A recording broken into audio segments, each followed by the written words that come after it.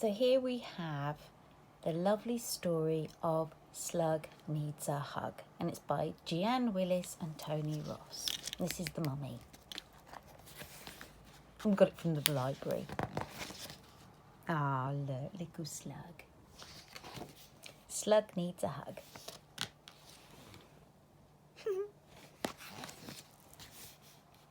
Once upon a time, there was a little slimy, spotty, shiny, whiny slug. He was wet and weedy, very, very needy, and always greedy for a hug. I love the two little ladybirds.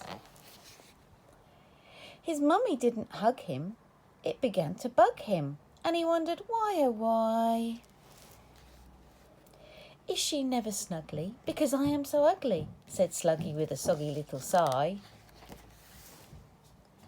He spoke to the other creatures with very different features and asked them what they thought to do. To make himself more huggable, less slithery and sluggable, for sadly Sluggy didn't have a clue. Poor little Sluggy. Perhaps if you were furrier and fluffier and purrier, said Kitten, then your mum would hug you tight. So Slug put a woolly hat on with a picture of a cat on, and a furry jacket just in case she might. You look funny, chummy. If you want a hug from mummy, said Bird, you need some feathers and a beak. Bless him. Piglet roared with laughter. If it's hugs the Slug is after, he needs trotters and a tail and a squeak.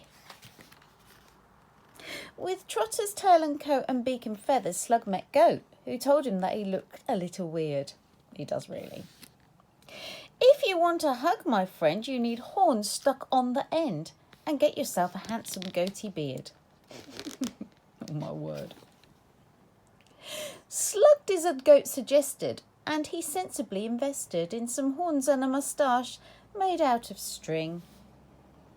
Moth looked aghast and muttered, and he whispered as he fluttered, Slug, you need some wings, you silly little thing.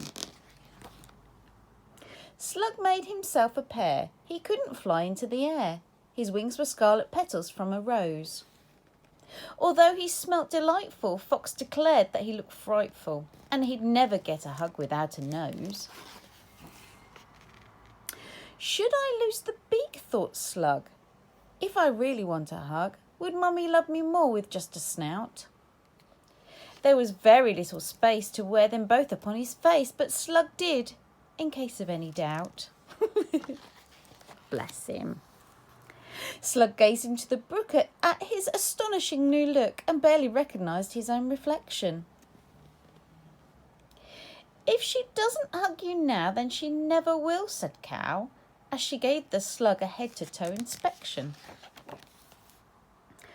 Hoping Cow was right, Slug chugged slowly home that night to show his mum his fabulous disguise. But after all he'd done, he didn't recognise her son. Mother, it's me! It's Slug! Surprise! But I love you as you are. You're the sweetest Slug by far, said Ma. You have been greatly missed. You're beautiful and charming. If I could, I'd hug you, darling. But alas, she had no arms, and so they kissed. Ooh, you don't want to be kissed by a slug. Look, Sluggy and his mummy. The end.